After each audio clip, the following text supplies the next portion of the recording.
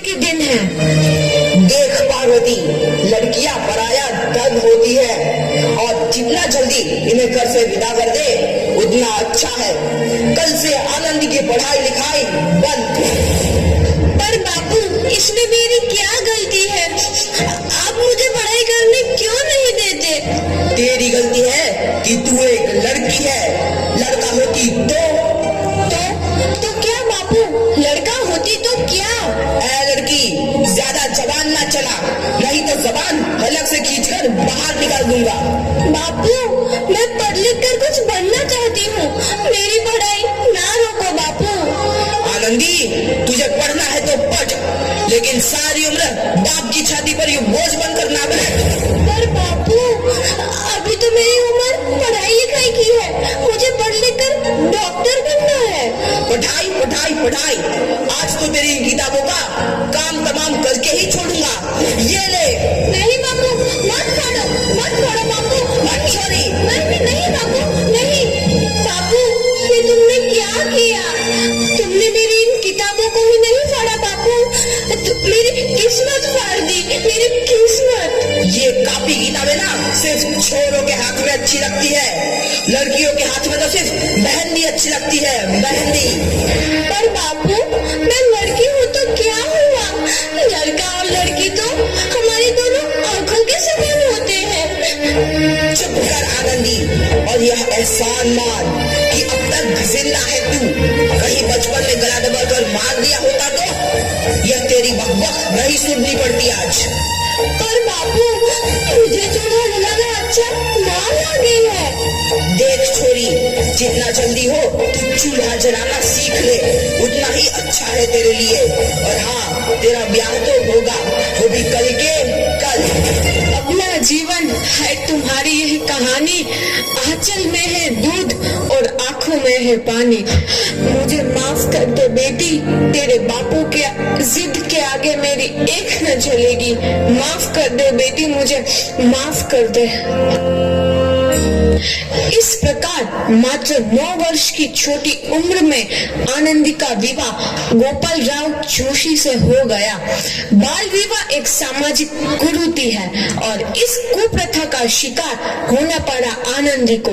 5 वर्ष बाद आनंदी 14 साल की हो गई है। उसके घर एक शिशु ने जन्म लिया है। देखते हैं आगे क्या होगा। देखिए ना, इसे क्या हो गया है? इसका माथा तो अंगार की तरफ तप रहा है। इससे तो बहुत तेज बुखार है। आप बिना कुछ भी बोलते हैं, दीजिए मुझे। माधव, माधव, जल्दी से वैद्य जी को बुला के लाओ। जी, अभी बुला के लाता हूँ। ये तुम क्या कर रही हो आनंदी? भगवान की विभूति लगा रही हूँ। बस करो आनंदी, ये सब अंधविश्वास है। अरे आप यकीन तो कीजिए, भगवान की कृपा से इसका माथा ठंडा हो रहा है और बुखार भी उतर गया है ना बाबू? देखिए, दीजिए मुझे।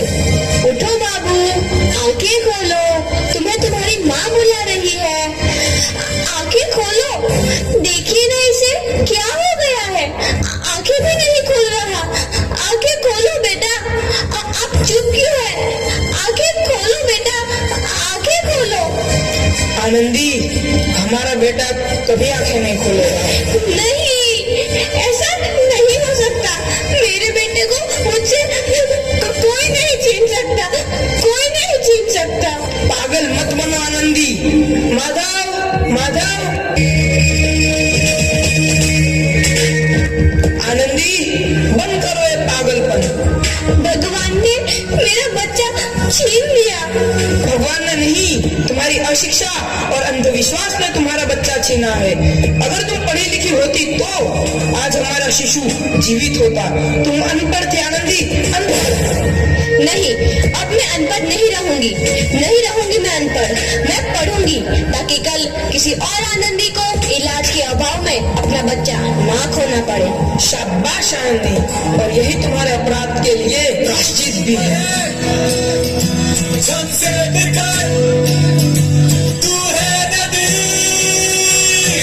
आनंदी, तुम्हारी 12वीं का परिणाम आ गया है। तुमने पूरे कॉलेज में प्रथम स्थान अर्जित किया है। आनंदी, तुम्हारी मेहनत रंग लाई है। तुम्हें शिक्षा वृत्ति मिली है। ये लो तुम्हारे अमेरिका जाने की टिकट। मुझे शिक्षा वृत्ति मिल गई, मैं अमेरिका जा रही हूँ। पर ये सब मैं अकेले कैसे कर पाऊंगी? आनंदी, अपने आप को इतना कमजोर क्यों समझ रही हो? फिर इतना पढ़ने लिखने का क्या फायदा? तुम अभी गवार की गवार नहीं हूँ मैं अब गवार।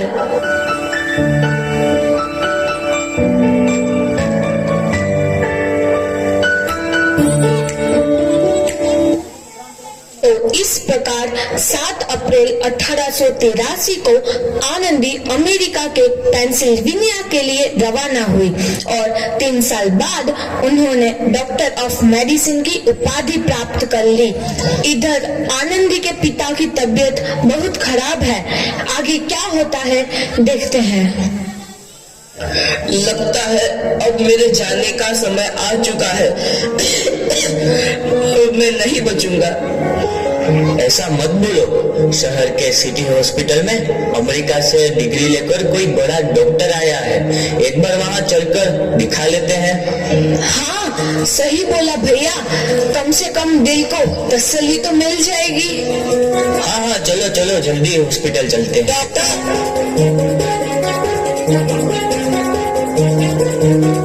इस मरीज की हालत तो बहुत ही खराब है।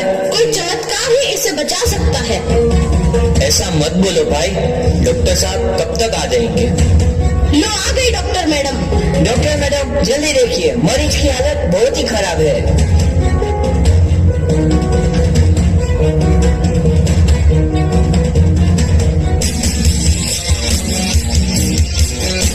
अब आप बिल्कुल ठीक हैं। मौत के मुंह से आपको बचाया है डॉक्टर मैडम ने। डॉक्टर साहब ने मुझे बचा लिया। मुझे मिलना है डॉक्टर साहब से। डॉक्टर साहब नहीं, डॉक्टर मैडम बोलो। डॉक्टर मैडम, उन्होंने ही तुम्हें जीवन दान दिया है। लो आ गई डॉक्टर मैडम, मिल लो उनसे। डॉक्टर मैडम, आपका बहुत बहुत धन्यवाद। आपने मेरी जान बचाई। इसके बदले में मैं गरीब भला आपको क्या दे सकता हूँ? वचन चाहिए मुझे कि कभी ये नहीं कहोगे कि लड़कियां कुछ नहीं कर सकती। वचन? ये कैसा वचन? अरे श्यामलाल, तुमने पहचाना नहीं? तुम्हारी बेटी आनंदी। आनंदी? मेरी बेटी आनंदी डॉक्टर? हाँ बापू, वही आनंदी जिसके लिए बचपन में तूने चूल्हा और दूल्हा के अलावा कुछ नहीं सोचा था। आनंदी, आनंदी मेरी बेटी, मुझे माफ कर दे। मैं तेरा गुनहगार हूँ बेटी। नहीं नहीं बापू, वही आनंदी जिसके हाथ पीले करके तुम उसकी सारी जिंदगी काला कर देना चाहते थे। माफ कर दे मुझे मेरी बच्ची, माफ कर दे। मैं तेरा अपराधी हूँ मेरी बच्ची, माफ कर दे। नहीं बापू, मैंने तो तेरा एहसान चुकाया है। याद है ना अपना एहसान जो बचपन में तुमने मुझ पर किया था? ताने सुना सुनाकर जीते जी मार डाला था मुझको। अब बोल, और किस किस को मारेगा? आनंदी बेटी, मुझे माफ कर दे मेरी बच्ची। मैं तेरा गुनहगार हूँ। बापू, आपने ही तो बोला था किताबें सिर्फ बेटों के हाथ में अच्छी लगती है, बेटियों के हाथ में तो सिर्फ मेहंदी। बेटों और बेटियों में फर्क करना तो आंखों में फर्क करने समान है। एक का पढ़ना और दूसरे का ना पढ़ना सामाजिक अंधकार है बापू, सामाजिक अंधकार। उपकार मांगता हूँ मैं तुझ जैसी बेटी का, जिसने सारी उम्र मुझसे कुछ ना मांगा। मांगा तो सिर्फ बराबरी का दर्जा। वरना सच तो यह है कि मैं तेरी माफी के लायक भी ना हूँ। मुझ जैसा बाप तेरी बराबरी कर सके, उसके मैं लायक भी ना हूँ मेरी बेटी, लायक भी ना हूँ। अपने बापू को क्या माफ नहीं करोगी आनंदी? माफ कर दो आनंदी, माफ कर दो। सुबह का भूला यदि शाम को घर लौट आए तो उसे भूला नहीं कहते। बापू, तो इस प्रकार आनंदीबाई जोशी ने अपनी मेहनत और अटूट इरादे से न केवल भारत की पहली महिला डॉक्टर बनी, बल्कि आगे चल के उन लड़कियों के लिए सुनहरा रास्ता दिखा गई जो जीवन में कुछ करना चाहती थी। जोरदार तालियों के साथ बच्चों का स्वागत कीजिए। सौगंध फिल्म में मुकेश खन्ना का एक